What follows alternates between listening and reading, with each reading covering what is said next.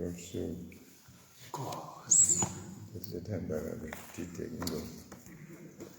Ngayidideke the right way kungcono. Amen. Ukuthi tideke kusingaveli ngiyokhohlwa elate. Amen. Amen. Nkosi. Unahubo wethu 61 and 62. 61 and 62. Lalela ukukhala kwami Nkulunkulu, uve umthandazo wami. Ngikhala kuwe ngikhashane emajukujukwini emhlaba. Ngesikhathi inhliziyo yami idzangele. Ngiholele edwaleni leliphakeme kakhulu kunami. Ngobe wena usiphephelo sami, uyinqaba lengumbhoshongo loqinile wekungivikela esitheni sami. Ngiyawukhosela endlini yakho kuze kube phakathe. Ngiyawukhosela ngaphansi kwemaphiko akho. Wena Nkulunkulu udivile tethembiso tami, ngobe nguwe lo banika lifa labo labalesabako libito lakho. Yenda inkosi ikhule ize ikhokhobe. Yengeta emalanga ekuphileni kwenkosi, ime titukulwane ngetitukulwane. Ebukhoneni bakho Nkulunkulu, inkosi ayihlale esihlalweni sebukhosi, ibuse kuze kube phakathe. Uyilondolote ngemusa wakho nangekwethembeka kwakho. Ngako libito lakho ngiyawulidumisa kuze kube phakathe, kuze ngigcwalise tethembiso tami imihla ngemihla. Umphefumulo wami utithulele kuNkulunkulu kuphela, insinziso yami ivela kuye. Nguye yedwa lolidwala lami, nensinziso yami, nenqaba yami. Ngingeke ngishukunyiswe. Kuyawuze kube ngunini nidumela lendvodza, nine nonke kuze niyibulale. Injengelubonza lolutshekele kuwa, nanjengelusithango loludzilikako. Bafuna licebo lekumketula esikhundleni sakhe lesiphakeme. Batsandza emanga. Ngemilomo yabo bayabusisa, kodwa etinhlitiyweni tabo bayacalekisa. Mphefumulo wami thula kuNkulunkulu, ngobe lithemba lami livela kuye. Nguye yedwa lolidwala lami, nensinziso yami, nenqaba yami. Ngingeke ngitanyatanyiswe. Insinziso yami neludumo lwami kusetandleni taNkulunkulu. Nkulunkulu usiphephelo sami nelidwala lami leliqinile. Nine sive yethembelani kuye ngato tonke tikhatsi. Thululelani kuye tinhlitiyo tenu. Nkulunkulu usiphephelo sethu.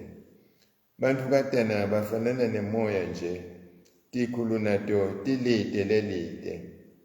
Nome bafakwa esikaleni kanye balula kunemoya. Ungalibeki ithemba lakho ebudloveni. Ningatilulati ngemathemba lalide nekugcekeza, nome ngabe ingcebo iyanza. Ningatibeki tinhlitiyo tenu kuyo. Nkulunkulu ukhulume kanye ngeva kwaba kabili. Kutsi emandla ngakho Nkulunkulu, nekuthi umusa wakho simakathe. Ngobe wena umuntu umnika umvuzo njengekwemisebenzi yakhe. Akudunyiswe uyise nendosana namalo oyingcwele, Njengoba bekunjalo ekuqaleni, senjalo nanyalo. Kuyakuba njalo kude nini nanini. Amen.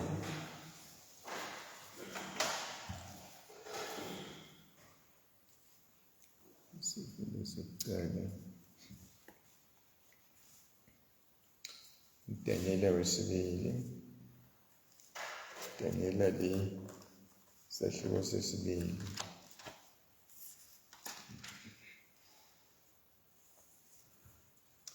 verse 31 kuya 49. Verse 31 kuya 49.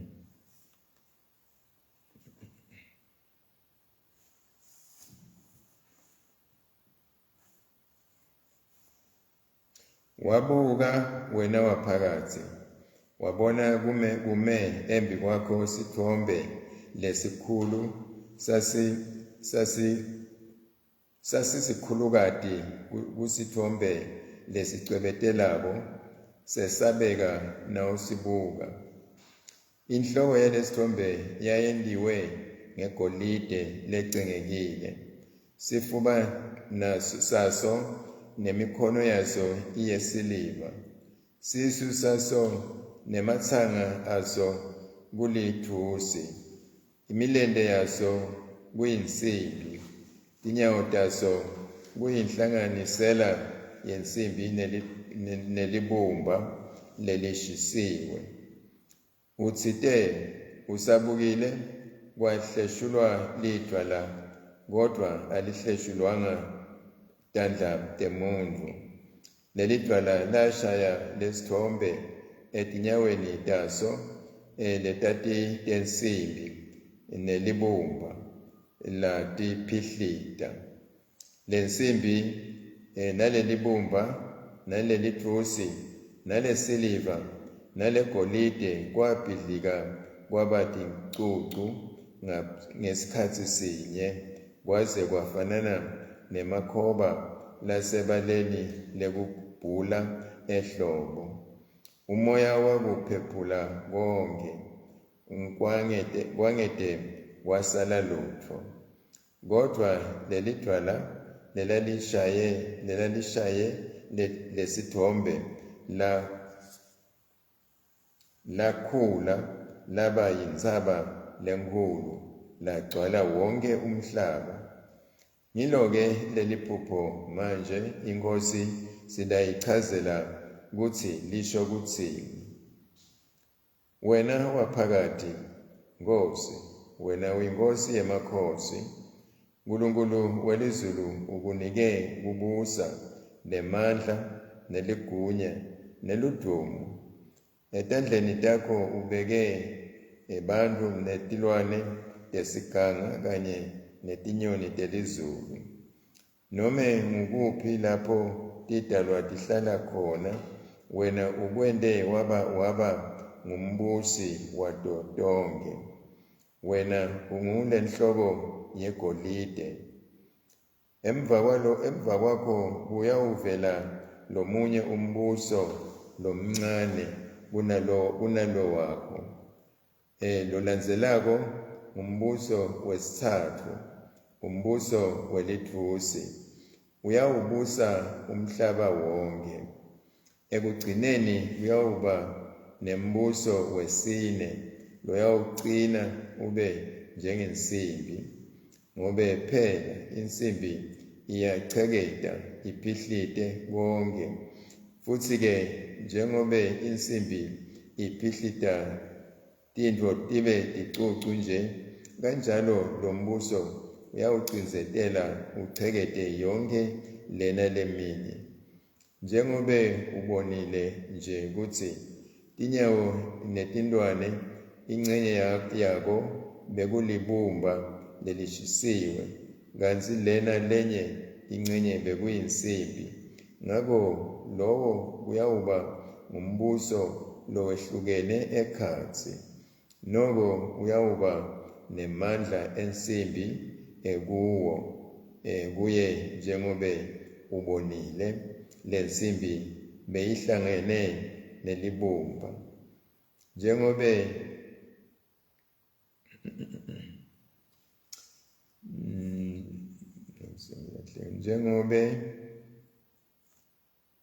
tintwane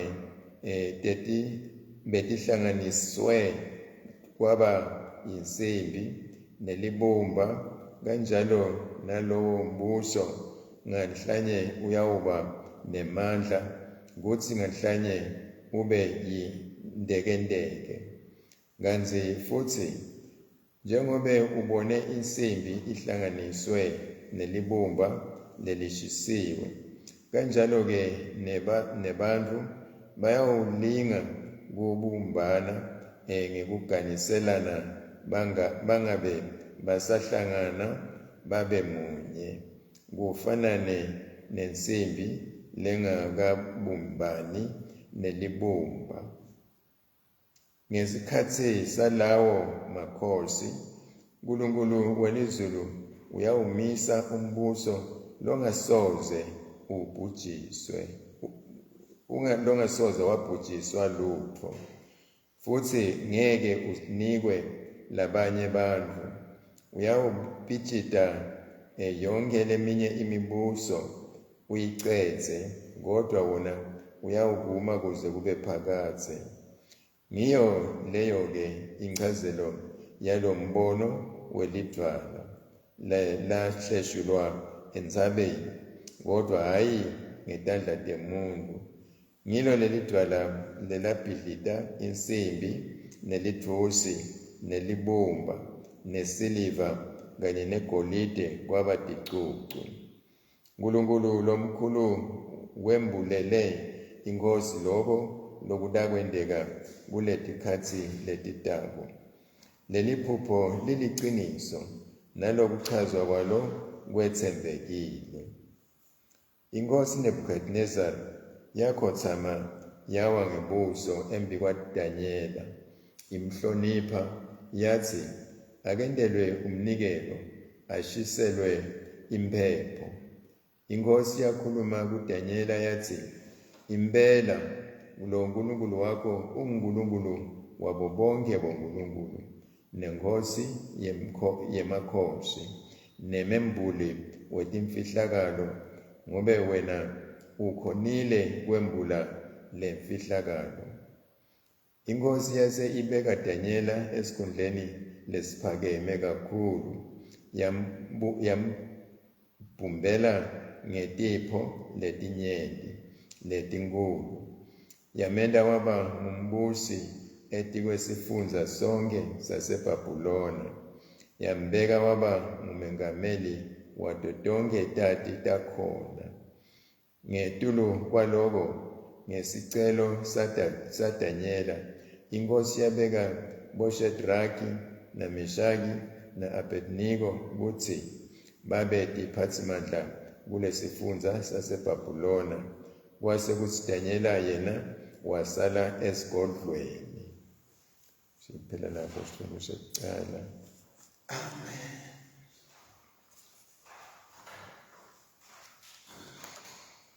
Isifundo sesibili, Johane, incwadi yaJohane yokuqala, isahluko sesibili, verse 18 kuya ku-29. Verse 18 kuya ku-29.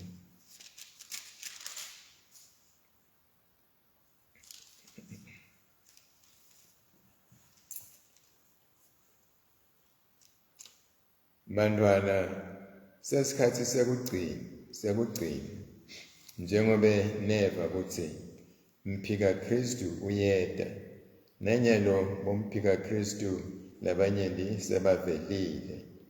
Ngakho-ke sesiyati kutsi sesikhathi sekugcina. Baphuma emkhatsini wethu, kodwa babevele bangesibo bakitsi, ngobe kube bebabakitsi ngabe bachubeka kanye natsi. Noko kwakufanele kutsi kubonakale kutsi kude namunye wabo labe wakitsi. Kodwa-ke nine nigcotshwe nguLongcwele, nonke ninalo lwati. Angikanibhaleli ngobe ningalati liciniso, kodwa ngobe nilati. Niyati futhi kutsi kude emanga laphuma eqinisweni. Pho ngubani locala emanga nakungesiye lophika Jesu kutsi nguKristu? Lowo ngumphika Kristu, lophika uyise nendvodzana. Lowo lophika indvodzana ude Nkulunkulu uyise. kanti lowo lovuma indvodzana unaye uNkulunkulu uyise. Loko lena kuva kusukela ekucaleni akuhlale etinhlitiyweni tenu. Nangabe-ke loko kuhlala kini, nani-ke niyawuhlala endvodzaneni kanye nakuyise. Nguleso-ke sethembiso Kristu lasinika sona, kuphila lokuphakadze.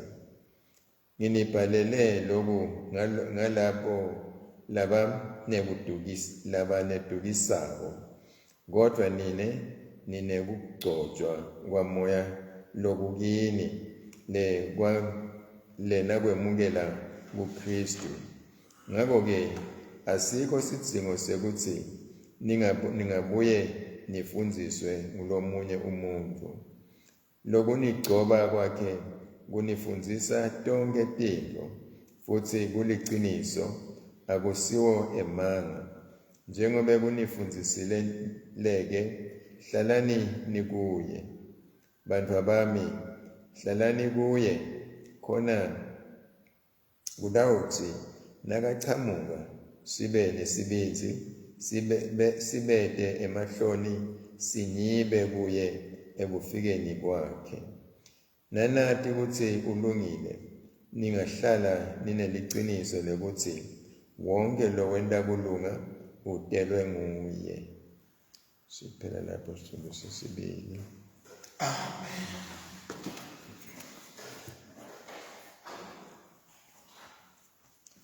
Sivume selikolo sebapostoli.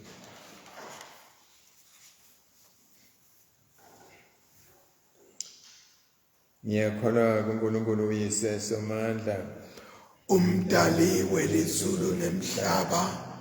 Ngiyakholwa kuJesu Kristu, indvodzana yakhe leyodwa iNkosi yethu, weta ngamoya longcwele, watalwa yintfombi Maria, wahlushwa kubusa Pontiyo Pilato, wabetselwa esiphambanweni, wafa wangcwatshwa, wehlela kulabafile, ililanga lesithathu kuye wavuka, wenyukela ezulwini, lapho ahlezi khona ngasekunene seyise, utawubuya tekwetfulela labaphilayo nalabafile. Ngiyakholwa kumoya longcwele, nasebandleni lelingcwele Katolika, nasemhlanganweni yalabangcwele, kutsetselelwa kwetono, kuvuka kwemtimba, nekuphila kwanini nanini. Amen.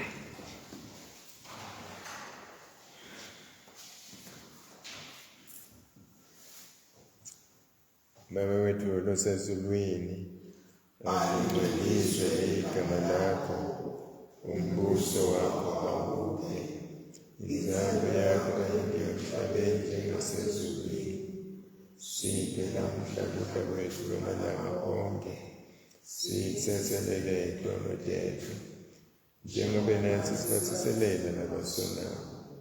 Ungasingenisi ekulingweni, usisindzise kulokubi.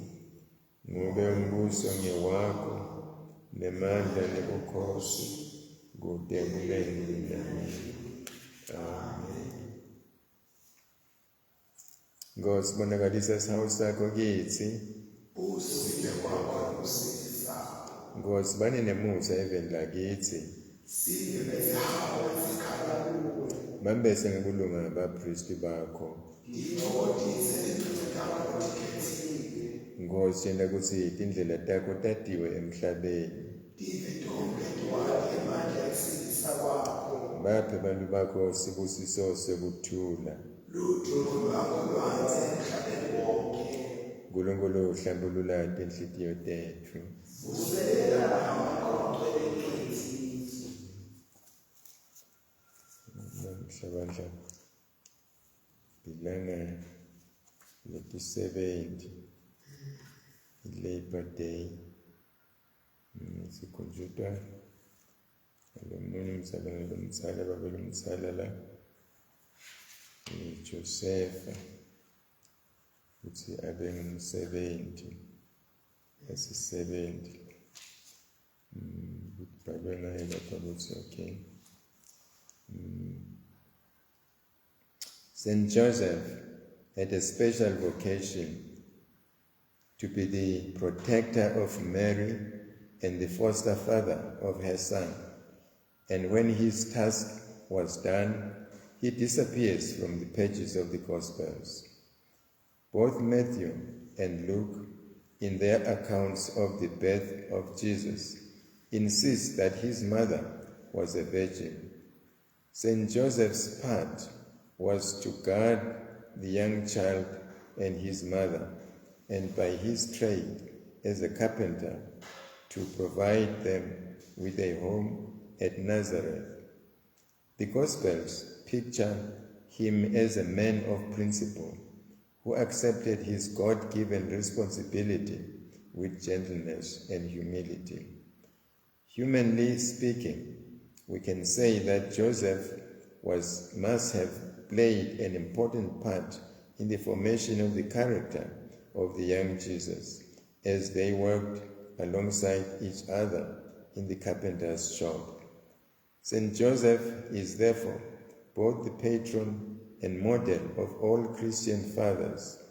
He is also the patron saint of workers, and for this reason we now commemorate him on 1st May or Labor Day, a reminder that the reconciling church has a special care for industrial peace and justice.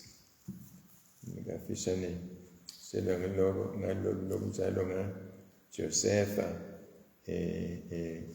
indodana ya Maria make wenkosi Jesu. Siyathi lokusibeka umcarpenter ngatsibeka ngumbati. Ngafishane kuthiwa lapha umsebenzi wakhe kodwa la sithola lapha eBhayibhelini ukuthi wawumsebenzi vele lo kwehlukahlukile umsebenzi wokuthi abe umvikeli wa Maria nababe ngibambe lo njani foster father babe wokubekwa wenkosi wemntwana wakhe lo Jesu nekuthi ke wawenda lo msebenzi kuyabonakala ukuthi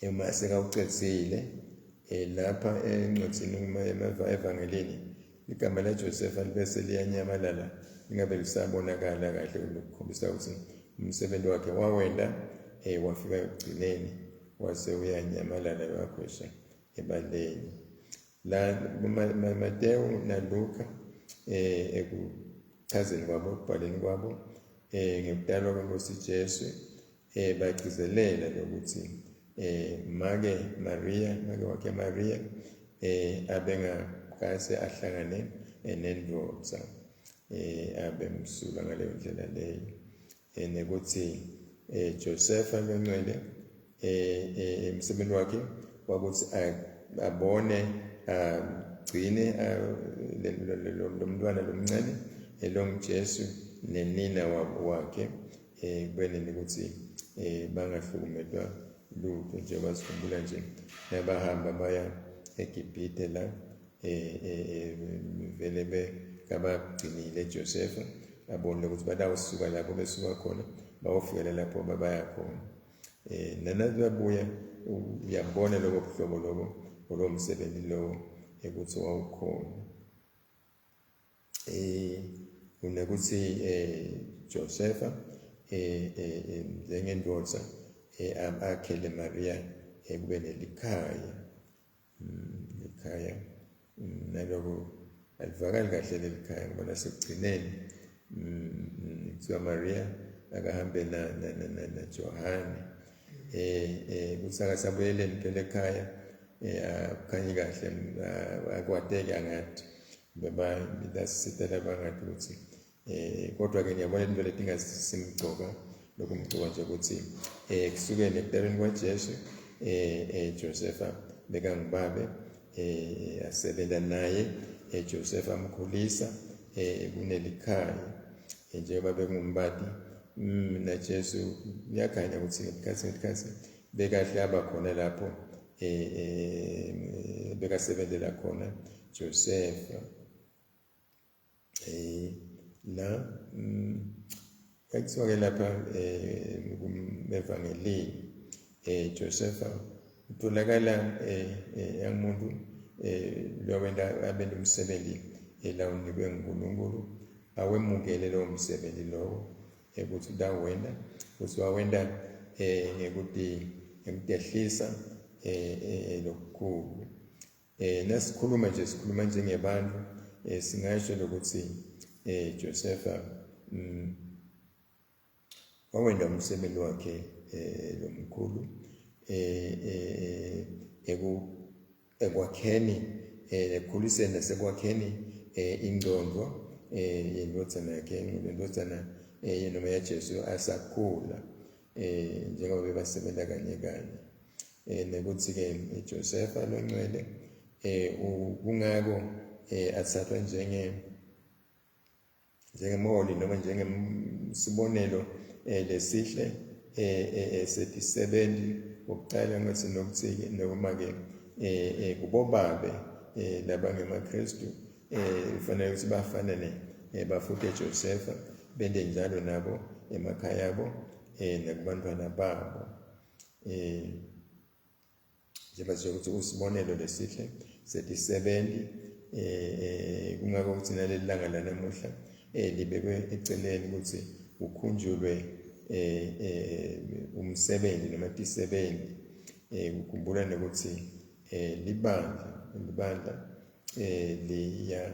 liyabuyisa linekubuyisa yathemba ekubuyiseni tisebenzi ebaphathi bato ngale ndlela nekuthi kube nekuthula nebulungisa etindzaweni tekusebenza nguloko mhlawumbe lesiselwa ngako namhla kulelanga le-Labor Day lelanga letisebenzi uyatibuka nje ukuthi angabe letisebenzi tiyakhumbula yini noma tiyazubazuba nje athi mkhumbuli na Joseph awusikwake wakhona kusele nguJoseph angathi lokuthi bakhumbula abanye bekhumbula labanye singethe sathi lokunene ngiyathemba kodwa ukuthi badawukhumbula nabanye ukuthi ukhona Joseph kuleli langa nabo abasi bakwendele bakwendako abekhona etingcweleni tabo mthandazo lokhona la ukhona naku-lectionary noma ne-lectionary page 83 uthi God our Father, you chose Joseph the carpenter to be the husband of Mary and the father of Jesus our Savior. Enable us to follow his example of honor, faithfulness, and humility as we endeavor to obey our calling through your Son, Jesus Christ our Lord. Amen.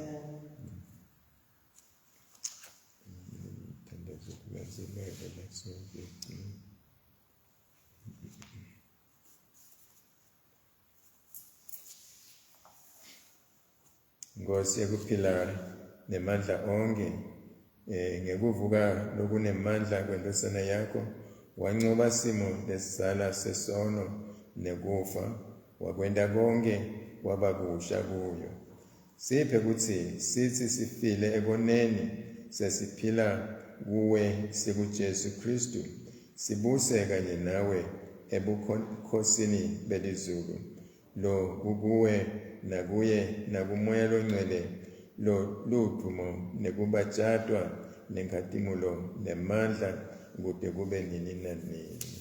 Amen. God of mission, you raised Jesus Christ as the firstborn of the dead. By your Holy Spirit, empower us to witness to him, so that those who have not yet seen may come to believe in him who was and is to come, and who lives and reigns with you and the Holy Spirit, one God, forever and ever. Amen. Amen. Kulokuvela kuwe kuthula longumthanzi wokumelana kodwa nokuphila lokuphakathe ukhona wena ukubusa impela sibikele thina abantu bakho labathubekile labayimbikizi basihlasela ukuthi thine lezi sembela kuwo shingeshabi emandla etitha kithi ngemandla aJesu Kristu inkosi yethu. Unkulunkulu babelo makathi wasidala ngemandla akho wasihlenga nangeluthando lwakho sihole usiqinise ngamoya wakho ukuthi sitinikele kukhonda wena sihambe ngelilanga lanamuhla ngikuthanza wena nangekuthandzana ngaJesu Kristu inkosi yethu.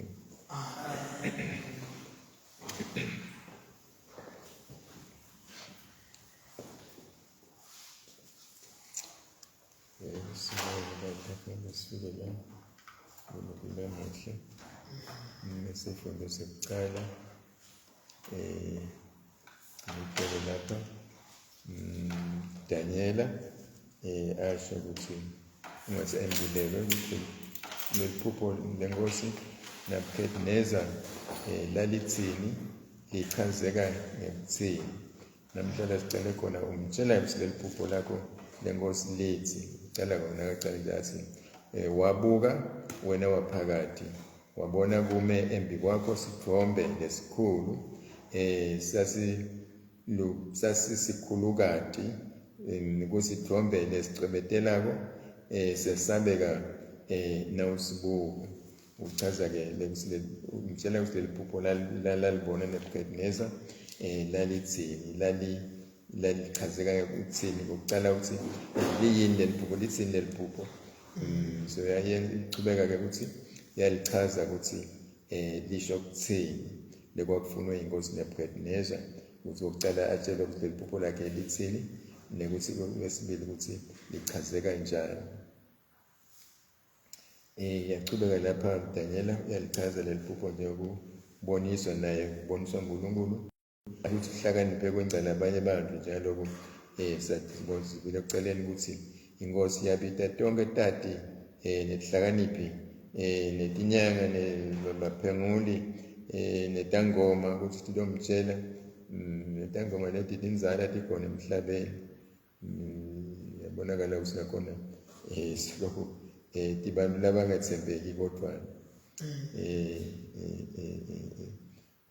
abetibitile lapha Nebukadnezar ukuthi timtshele kodwa nje kwakhanya ukuthi kude lokho abamtshela lemfihlelo kuba bamtshele lokho kuze kuveleke lapha athi ke Nebukadnezar babulawe bonke labo bantu labo ngisho ukuthi baqambi bemanga kuze kuqhamuke Daniela la labe ngumJuda kodwa ke asekuthunjweni nalabo bekanabo njalo sitawuva nje la yadomtshela ukuthi angamchazela leli phupho njalo amchazela ukuthi ngiloke leli phupho njengasho lapha ukuthi ngiloke leli phupho manje inkosi siyayichazela ukuthi lisho ukuthini. Yamchazela lelo phupho lelo ukuthi wena waphakathi inkosi wena uyinkosi yamakhosi uNkulunkulu welizulu ukunike kubusa nemandla neligunya neludumo. Kuyakhanya lapha ukuthi uNkulunkulu abengasebenzeli nje labantu labangema-Israyeli kuphela naletinye tive emhlabeni. Kuyakhanya ukuthi mhlawumbe beke tikhona ngaye tisebenza nangaye tinemandla nato ngesikhathi leti wathola kuye bekwendeni tinto letinengi. Uchaza kona lapha Daniela ukuthi Nebukadnezar uNkulunkulu umendele lesibusiso lesinjena ngalenye indlela kulesikhathi lokukhulunywa ngaso. Yachubeka lapha ukuthi emva kwaloko ucala ukuthi lapha etandleni uNkulunkulu welizulu ukunike kubusa nemandla neligunya neludumo etandleni takho ubeke bantu netilwane tesiganga kanye netinyoni telizulu noma ngukuphi lapho tidalwa tihlala khona wena ukwende waba ngumbusi wadotonke. Ukuthi nembuso ekhona lapha bese kuba nelembuso ngafishane nakachaza lesithombe sehlukahlukene etigaba ngetigaba kugcine ungazi ngasho ukuthi igaba letine mhlawumbe lokusho ukuthi umbuso waNebukadnezar uyawuba netigaba letinjalo njalo tichaziwe lapha kodwa nje mhlawumbe singakuchaza tonke ngesikhathi sinye ibandla lalifunza lithathe ukuthi lapha kugcineni la ukuthi ngesikhathi salawo makhosi uNkulunkulu welizulu uyawumisa umbuso uNkulunkulu welizulu uyawumisa umbuso longasoze wabhujiswa lutho futhi ngeke unikwe labanye bantu. Angikhanye kahle ukuthi ngabe lo mbuso longete wabhujiswa lona noNebukadnezar mhlawumbe uyawubhujiswa, kodwa kuyaba khona umbuso longayuze ubhujiswe lo yawuba khona phakathi naphakathi. Uyatibuta ukuthi angabe siprofito leso noma yini sisingumbuso waKristu ngale indlela, hayi lo mbuso nje wasemhlabeni kodwa umbuso waNkulunkulu njengalokhu umbuso lo wakhiwe wasekelwa nguJesu Kristu ukhona semba ukuthi basikholelwa ukuthi uyawuba khona kuze kube nini nanini. Noma ungaba khona kwehlukana ngoba Sathane ukhona, kodwa nje lo waJesu umile la.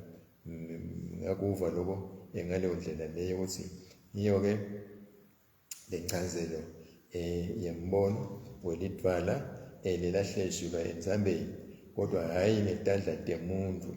Ngilo lelidvala lelibhidlita insimbi nelithusi nelibumba nesiliva kanye negolide kwabaticucu.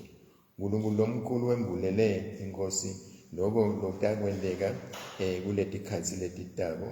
Leli phupho liliqiniso nalokuchazwa kwalo kwethembekile. Ngisho njalo lapha Daniela nekachaza leli phupho ukuthi ekugcineni kuyaba khona lo mbuso longayiwuphela, umbuso loba khona kude kube nini nanini. Leminye imibuso iyawubhidlika, leminye imibuso iyawusala phansi, kodwa lo wokugcina lekhulunywa ngawo la awuyobhidlika. Afishane usitshela ngaloko Daniela, inkosi Nebukadnezar yakukwemukela lo ukuthi leli phupho ngilingilo, wayemukela le ncazelo kuthiwa lapha wakhothama ngokuthi awe ngebuso phansi enyaweni kaDaniela, wamdumisa wambonga ngathi tonke indlela, wathi ngizagcina umnike nesikhundla lesikhulu embusweni wakhe. Wasithi Daniela ucelela etihlobo takhe lapha boMeshaki naBednego naShadraki ukuthi nabo babe netigaba letitsite khona lapho embusweni waNebukadnezar.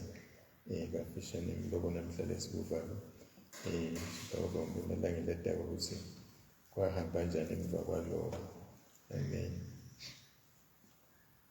Isifundo sesibili kuJohane konke lokhu khona nelokwendekako lapha naKristu bazalwane bavamisile ukudibana nabantu labaphikisako. Babesifunza imibuso ukuthi imibuso yehlukana akubi nje abantu bacabanga babe nezingqoqotinye babheke ndzawonye. Kuthiwa kubhekele lapho kubhekwe khona, labanye bafuna ukubheka emuva noma babheke eceleni bahambe yabo indlela. La nakule calwa nje kuba khona kwaNkosi Jesu Kristu kwakhona nje besathi kusukela angakadalwa nokuthi kwakhona vele laba neyabo ingqondo. La namhla sifunza baphika Kristu, umuntu lo ngumphika Kristu, umuntu lo phikisa ukuthi Jesu azange sekazabe khona, noma nabe khona abe umuntu nje, azange sekabe uloku lesikukholelwa ukuthi abe nguKristu, ayindodana yaNkulunkulu noma yadalwa emhlabeni. Umphika Kristu abantu abanjalo, kodwa ke lasebafundisiwe bakhanyiselwa kufanele ukuthi bayengeke balalele noma balandzele laba bantu labacamba emanga, labangafuni ukulalela iqiniso nokulandzela iqiniso, ngekuthi baphike lokho lokuliqiniso. Kafishane leyo nzima leyo lesifunda ngayo lapha namhla ukuthi lokho-ke lakuva kusukela ekuqaleni akuhlale etinhlitiyweni tenu.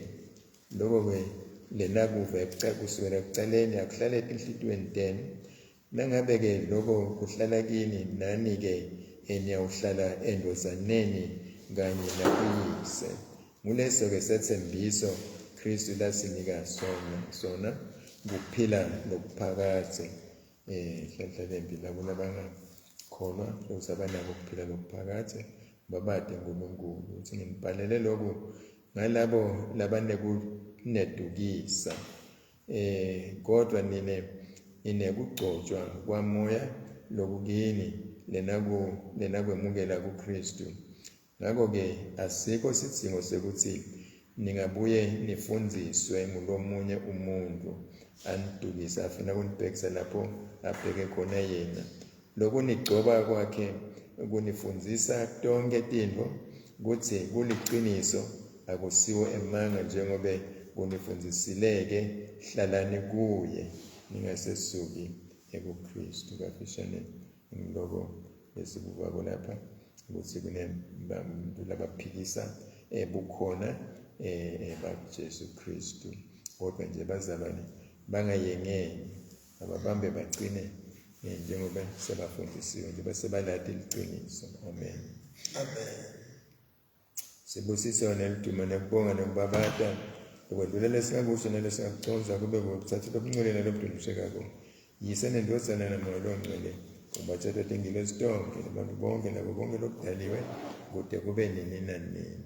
Amen. UNkulunkulu somandla siyakubabata Nkosi yomisa wonke siyakukhonza asakufanele wena kepha kulunga kwakho kusena kube sikudumise sikubonge sikudumisela impilo losiphe yona etibuyise tonke lesitemukele etandleni takho etikwako konke sikubongela indodana yakho Jesu Kristu nemusa nelithemba losiphe lona ngekufa nevuka kwakhe.